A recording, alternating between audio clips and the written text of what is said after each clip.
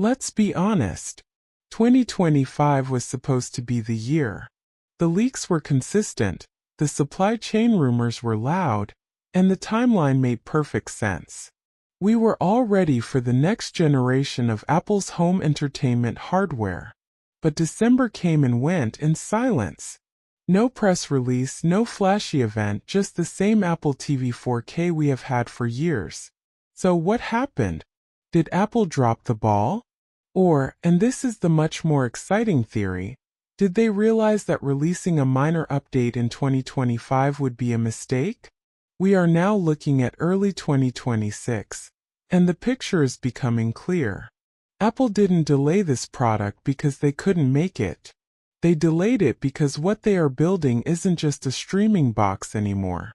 It's a Trojan horse for a massive shift in the smart home, powered by a new level of silicon and artificial intelligence. If you thought the Apple TV was just for Netflix, you need to watch this video. Because what is coming next is going to change your living room forever. The ghost year and the design philosophy first. Let's address the elephant in the room. Why the delay? The prevailing theory is that Apple aligned the hardware launch with a major software breakthrough. Releasing a box in late 2025 with software that wouldn't be ready until mid-2026 would have been a marketing disaster. By pushing the release to early 2026, they can launch the hardware alongside the new, fully realized Apple Intelligence features we've been promised. Now physically, don't expect a revolution. Reports indicate Apple is sticking with the current industrial design, that compact matte black puck. And honestly, this is the right call. The current design is thermally efficient. It disappears into a media cabinet, and it's durable. The revolution isn't on the outside. It's entirely under the hood. The connectivity revolution. Enter the N1 chip. This is where things get technical and very interesting. The biggest bottleneck in modern streaming and cloud gaming isn't your TV's processor. It's the connection. For the first time, the Apple TV is rumored to use Apple's custom-designed N1 chip. This is a massive departure from using off-the-shelf Broadcom chips. The N1, which debuted in the iPhone 17 lineup, unlocks the holy trinity of connectivity: Wi-Fi 7, Bluetooth 6, and Thread. Let's break down why this matters. Wi-Fi 7 isn't just faster. It's smarter. It uses multi-link operation (MLO), which allows the Apple TV to send and receive data across the 2.4 GHz, 5 GHz, and 6 GHz bands simultaneously. Imagine driving on a highway where you can use all three lanes at once instead of switching between them. The result? Near zero latency. If you stream 4K HDR Remux files from a local server like a NAS, or use cloud gaming services, buffering should virtually vanish. Then there is Bluetooth 6. The current Apple TV struggles with controller lag if you are sitting too far away or have interference. Bluetooth 6 increases the data range and reliability, effectively locking your PS5 or Xbox controller to the box with a grip that won't let go. The A17 Pro, a console killer? We need to talk about raw power.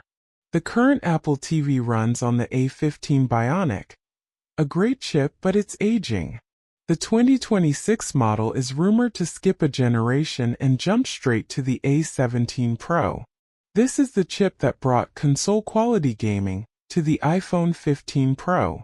It's built on the 3nm process and features hardware-accelerated ray tracing. Why put this in a $150 box? Because Apple Arcade is evolving. We are seeing major publishers like Capcom and Ubisoft porting AAA titles to Apple Silicon. With an A17 Pro, the Apple TV 4K isn't just a streamer.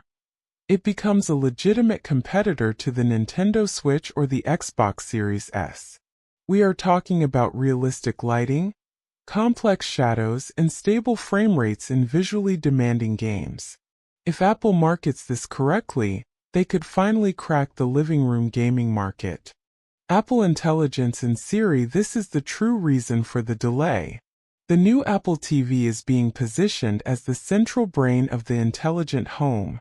We know that a revamped supercharged Siri is coming in 2026. The current Siri on TV is, well, let's be polite and say basic. The new Siri, powered by large language models, LLMs, needs significant local processing power. That A17 Pro chip isn't just for games. It's there to process your voice requests privately and quickly on the device. Imagine asking, "Find me that sci-fi movie where they turn old," and Siri instantly pulls up Old by M. Night Shyamalan across all your streaming apps. Or saying, "Show me my photos from Tokyo on the big screen," and it happens instantly. This level of contextual awareness requires the new neural engine found in the A17 Pro. tvOS 17 already introduced FaceTime on the big screen, but it requires your iPhone. A native camera would remove that friction. More interestingly, patents have shown Apple working on hand gesture controls. Imagine pausing a movie just by holding up your hand, or swiping through the interface like Minority Report. While this might be reserved for a future high-end Pro model or the rumored HomePod with a screen, the N1 chip and A17 processor certainly have the bandwidth to support it. The companion, HomePod Mini 2. You can't talk about the home theater without talking about sound. The HomePod Mini is also overdue for an update. The current model runs on the S5 chip from the Apple Watch Series 5. It's ancient. The 2026 refresh is expected to bring the S9 or S10 chip. This doesn't mean the speaker will be louder, but it will be smarter. The computational audio, the software that tunes the music to sound good in your specific room, will be vastly improved. We are also expecting the second-gen ultra-wideband UWB chip. This is what handles the handoff feature when you bring your iPhone close to the speaker. With the new chip, this connection will be faster, work from further away, and be much more reliable. Interestingly, leaks suggest the HomePod Mini might not get the fancy N1 Wi-Fi chip to keep costs down, likely sticking to a MediaTek solution. This confirms Apple's strategy. The Apple TV is the premium hub, N1 plus A17 Pro, and the HomePod Mini is the accessible satellite, MediaTek plus S10. So was the delay worth it? Absolutely. If Apple had released a minor spec bump in 2025, it would have been forgotten in a week.